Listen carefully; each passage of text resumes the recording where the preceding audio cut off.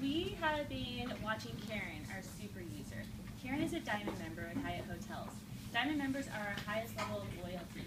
They spend over 50 nights a year in our hotels. They receive perks such as suite upgrades, room upgrades, access into our private lounge, a welcome gift upon arrival.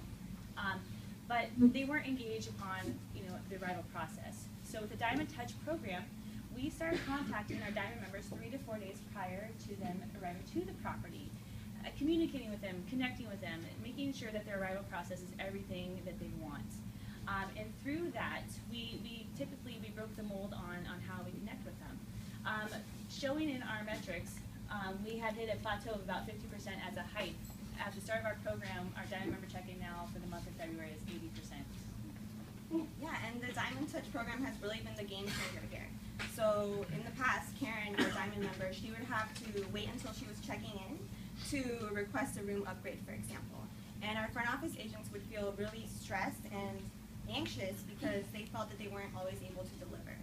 So we have eliminated that stress for our associate and our guests by reaching out to our guests at least 3 days prior to their arrival and making sure that they have the request that they want. And this way they're confident that they will be receiving their request, and our front office agents are confident that they will be able to speak and connect with our guests during the check-in process. So Karen no longer became the 4-letter word to us, NOSM, KING, or HIFL. Karen was a healthy individual. She loved the views of San Francisco and loved a comfy bed. She was also married to Mr. Beckham, and with 3 kids. And every year Karen, look forward to our anniversary. Oh, I said us again. Sorry.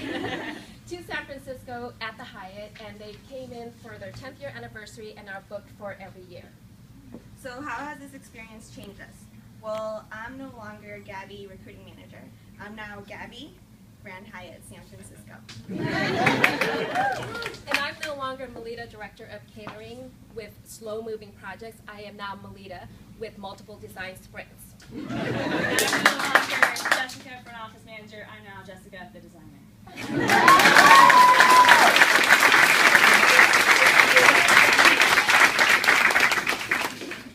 All right, D leaders. Love the t-shirt. Those are so cool. Oh my God. It was a surprise. That was awesome. So something that we know about the Grand Hyatt San Francisco that they do not. They have so much talent, and Hyatt in general, at the hotel level that can really turn some interesting project into a real solution with a longer tail of support through experimentation. Yeah, we found that previously the culture had not been to really drive projects to the execution phase, and with a little bit of support and from each other, barely any from us, you guys were really able to effectively launch a program that now has touched 300 people, 300 people or something like that, and they're going to be continuing to drive that forward. So we look forward to Hyatt building this more concretely into their culture and meeting. And what our guys have done is put their resources into future design projects, pulling each other in for that support internally, which is really cool, and creating basically a culture of Hyatt doing rather than just Hyatt thinking. So. All right, questions, comments?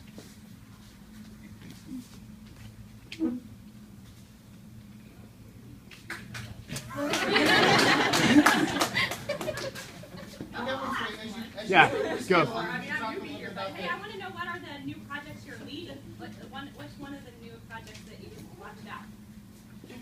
One of the projects we have is we have what's called a pre-con that we have with our customers, the groups that come in, a pre-convention meeting. We meet with them, we go in a meeting room, meet with the planners, and it's the usual, go around the room, introduce ourselves, tell us about yourself, and it's very boring.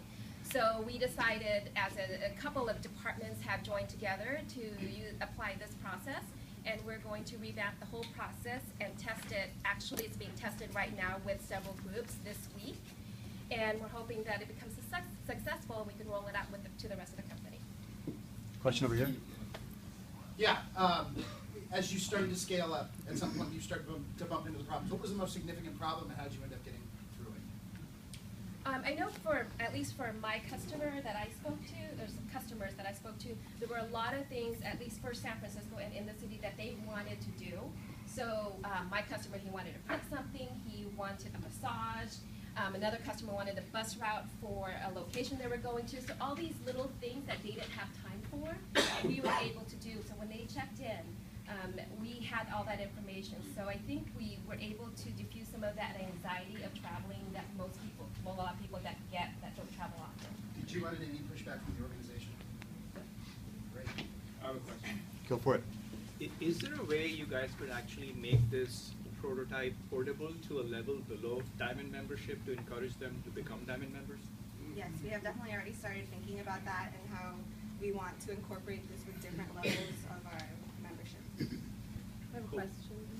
How much support are you looking to get from your home office to continue your innovating? The actual innovation process, we have complete support, and it's gotten to a point where it's just the way we think. We no longer have regular meetings. Every week we have operations meetings. It's no longer just an operation meeting. There's flip charts, there's Post-its, and when someone's just speaking, everyone just grabs a Post-it and just starts jotting things down. So it's just normal for us now. Nice job, guys.